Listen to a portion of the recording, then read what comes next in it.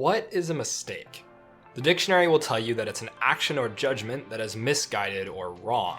But in League of Legends, do you even know what wrong is? It's very hard to objectively say what's right or even misguided. So today, we're going to be testing if you can really figure it out.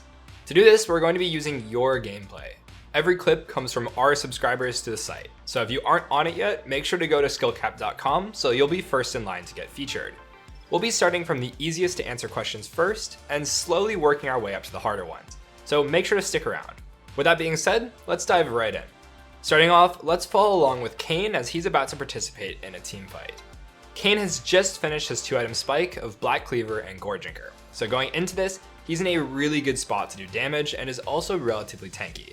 From here, pay close attention. We'll be quizzing you on what Kayn's biggest mistake is. Also try to figure out if this clip is coming from high ELO or a low ELO replay. I know I said we'd be starting from easiest first, but that doesn't correlate with rank, so try not to be misled.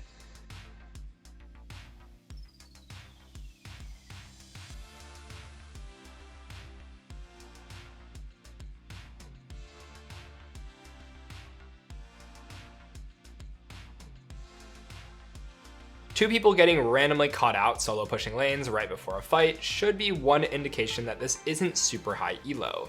But what do you think Kayn's mistake was? Although this fight doesn't end up going poorly, there was a way for Kayn to hard carry this instead of barely participating. Do you think that A, Kayn should have just turned to help his ADC and protect him from Kha'Zix? Akali is super fed, and Yone being here means that Darius is already pinched into a flank, so they can likely kill him without help. B, do you think Kayn should just stop walking forward here and wait to see what his opponents will do? They might start Dragon and it would allow him to get a flank or potentially go for the steal. Or C, should Kayn just hard commit here with Flash and go for a huge knockup and AoE damage? He's got everything up right now and the enemies are really clumped up. W, Q, and Goredrinker chunks everyone, heals Kayn, and he can stall with ulti for even more time.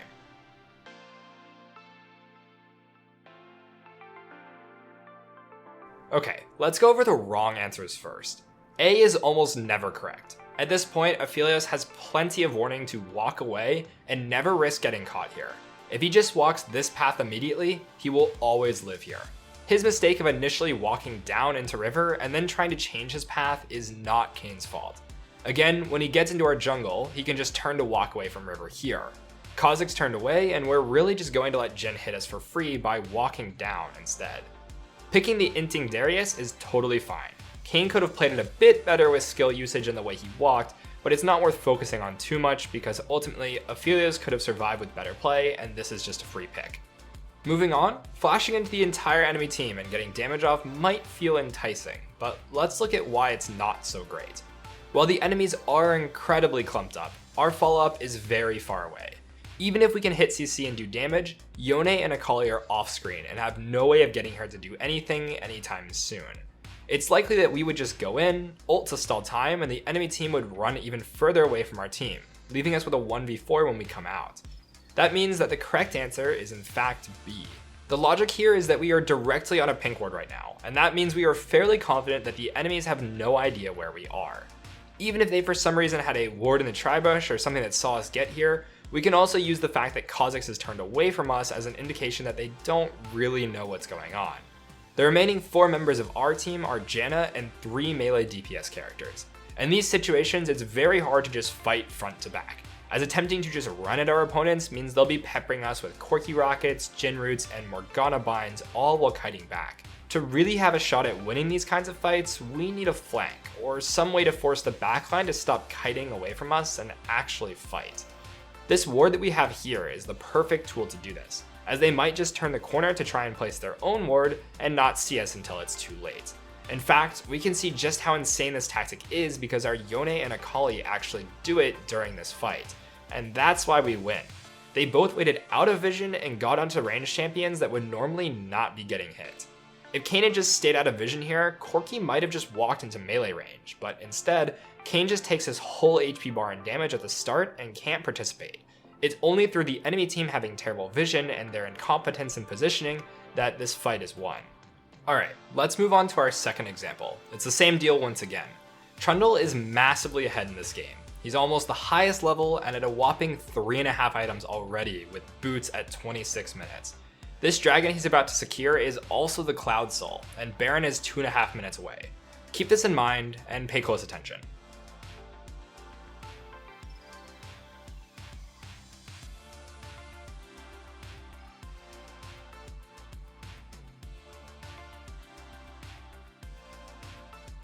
Obviously, we don't want to be losing fights and potentially throwing the game like this when we're in such a winning game state.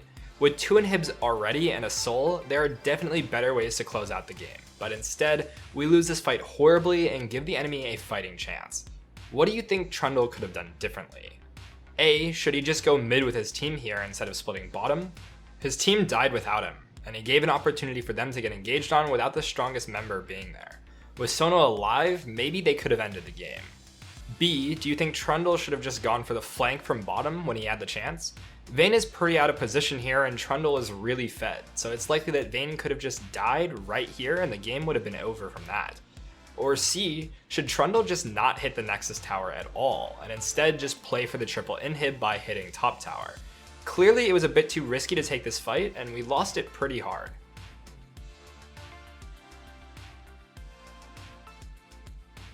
This might have seemed like an easier question than the last, but it was kind of a trick one. This comes from Gold, an ELO that's lower than our first clip, and you'll probably be able to tell that when we walk through the answers. So let's go over the incorrect one first. B is just clearly wrong. It really doesn't matter how fed you are on Trundle, a Vayne that doesn't grief their positioning and has ult up should always beat you, especially with help. The first indication that this is lower ELO is that Vayne isn't just immediately looking to turn on Trundle here. The second he walked past the wall, he's in threat of being condemned. The fact that Vayne eats Trundle alive in this spot and that Shyvana is near to help with additional damage means he should have just lost the game for being here in the first place.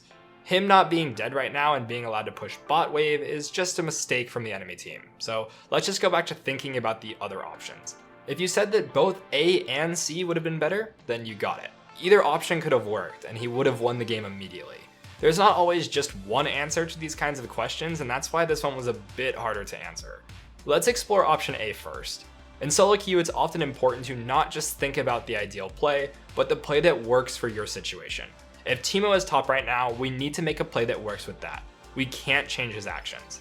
Because of this, we can't push all 3 lanes, and even if that were an option, we don't have Baron, so being bot doesn't really do much besides give the enemy team a chance to catch someone out.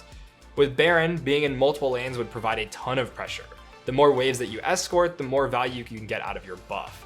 And in this case, we really can't get too much as a melee champion that loses to Vayne. The best thing we can do is escort our 2 pushing lanes now, and be between them ready to respond to either. Should our opponents try to catch someone out, we'll be able to increase the numbers in the fight on demand and probably win. Okay, so let's go explore option C now. Trundle shouldn't be hitting the tower right now, and the main reason is that it just doesn't agree with what Teemo or the other team is doing. We should quite literally just do nothing right now. No one on the enemy team is responding to Teemo's push, so if they don't have a chance to stop that pressure, they will lose the inhib for free. Their best play is to take this fight right now, as it's 4v3 for them, and Teemo can't even trade back anything at the moment. The blue team just can't respond to pressure right now. If they have to fight a 4v4 at the top tower, they have super minions hitting their base and they lose. If they ignore the top tower, they lose too. They just don't have the resources to deal with multiple threats at once. One of the main ways that players throw games is by not sinking their pressure. Red team gets hasty to end the game, but Teemo isn't even hitting top tower yet. Waiting and doing nothing is just clearly the best play. The group of 3 should only pressure when Teemo is also pressuring, and even then, they're not looking to fight a 3v4, they just need to keep them occupied, not entertain the fight. By just dancing with them, you will force the opponents to make a choice in which they lose either way. Playing this much slower would have all but guaranteed a win right here, and instead, we rushed in and took the fight. Let's move on to our last example and follow along with a Viego. This game is extremely close. The gold is essentially dead even, and so are the kills. This is a pivotal stage of the game that will completely change how it plays out. We're watching the fight that leads up to the mistake, so gather as much context as you can here. From this point, we have the ability to heavily snowball the game. Think about what calls Viego should make and also whether you think this is coming from high elo or low elo. Viego chases Lee Sin for a bit, secures the kill, and then turns to Baron. With Lee dead, it's an easy secure, but it does take a while, and Dragon has just spawned. It's only the 3rd Drake for them, so not inconsequential by any means, but still not Soul. Watch the rest of this fight, and then we'll get into the multiple choice.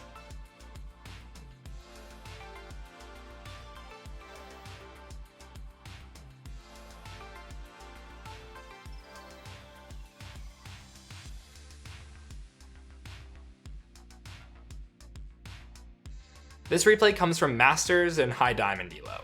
The coordination and instant recognition to do Baron and also contest Dragon should have been a giveaway that these players do care about the objectives and are willing to fight over them, even if it didn't go perfectly. What do you think Viego could have done better? A, did he overchase Lee Sin here and give the enemy team extra time to set up Dragon?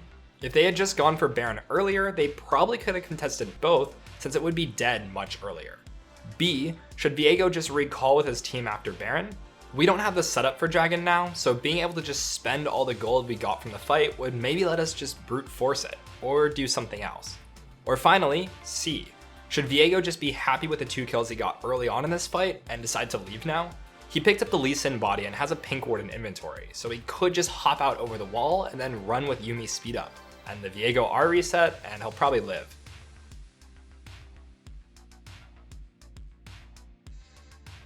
Let's go over the wrong answers first. For option A, Viego chasing Lee here is fine. Even though he's spending time to kill him, it means that Lee Sin's death timer will be delayed by however long it takes to chase, and that still gives us the same time window to do whatever. Getting the Baron is still priority number 1. Making sure that Lee is dead is much more important since we absolutely do not want to risk him stealing and that whole team fight going to waste. Let's think about option C now. Viego could have definitely lived here, so I can see some of you answering this. It's not wrong, but it's not exactly right either. We're not really asking the most important question of all, which is, should this fight even happen? And that brings us to the correct answer. B is the clear choice. Bottom River is completely dark. We may have Baron buff, but it's not really that much of a combat buff. A lot of its power comes from pushing waves and creating too much pressure for the enemy team to respond. We have 2,000 gold right now, which definitely would help us win the fight, but vision is what really lets us get to favorable fights in the first place. A common mistake that teams make is taking a fight right after doing Baron. You can't ignore poor setup just because you want to fight. It doesn't really make you more likely to win the next, so unless you buy and get vision first, it's a lot harder. Oftentimes, it's better to just give the other objective and use the resource that you just gained to its full potential. In this case, if we let the enemy team do drag and instead opt to push top and mid instead, not only will the enemies have a really hard time rotating to it just because of the location, we'll actually be using our Baron, which makes it hard for the opponents to do anything. Our opponent's engage relies heavily on Aurelia, and with Baron minions, getting a Q reset becomes nearly impossible. Without that, they don't really have much of a way of catching us out, especially with Ezreal, Yumi, and Victor to disengage. We might give them the drag, but ideally this Baron lets us get so much control over the map that they can't hope to possibly contest the one that they would need for Soul. Instead, if we coin flip a fight, we're giving our opponents exactly what they want. A fight on their setup, at the point where they're as strong as possible, and an extra incentive to go 1-for-1. Since we have a Baron buff, our lives are just worth more than the opponents right now. Let's say that shutdowns aren't a factor right now and that a full teamfight wipe would give equal gold to both sides. The problem with this is twofold. Not only were we up in gold after the Baron, so going equal isn't even good, we also lose our buffs while they don't have buffs to lose. The value of 5 Baron buffs is hard to put into gold, but I don't think we really need an exact value to see that losing them for free isn't worth it. If we just didn't take this fight at all and instead used the value that the Baron buff provided, this game would be over, but now it's going to drag out and come down to more coin flips that we really do not want. Just because you're ahead doesn't mean that you should take every fight that's given to you. Some just aren't worth it. And if you don't take the bait, the enemies have no hope of winning. Decision making is extremely difficult. Same with identifying mistakes.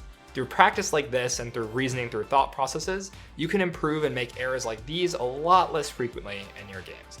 Let us know how you did in the comments below, and definitely leave your IGN as well as your rank and region if you would like to be featured in a video. Now, what you find here on YouTube is just the tip of the iceberg. If you want to unlock your true potential, then you need to dive into skillcap.com. We have the largest catalog of League of Legends guides in the entire world, with over 1,500 guides and 350 unique courses. You get brand new guides every week exclusive to our website, along with our Smurf commentaries where our challenger experts walk you through how to carry out of the exact rank you're stuck in. Still unsure? Well, you can have all your questions answered by those same challenger experts. Need one-on-one coaching? We got you covered with hand-picked coaches trained to the highest standard. Don't have time for that? Use Direct Pro. Pick a past game you played and within 24 hours get a personalized video from a top 100 challenger player breaking down exactly what you can do better. The best part, all of this comes with a rank improvement guarantee. If you don't climb at least 5 divisions while actively using SkillCap, you can claim a refund, no questions asked. So what are you waiting for? Head to skillcap.com and get the rank you've always wanted. Link in the description below. Thanks for watching, and we'll see you next time.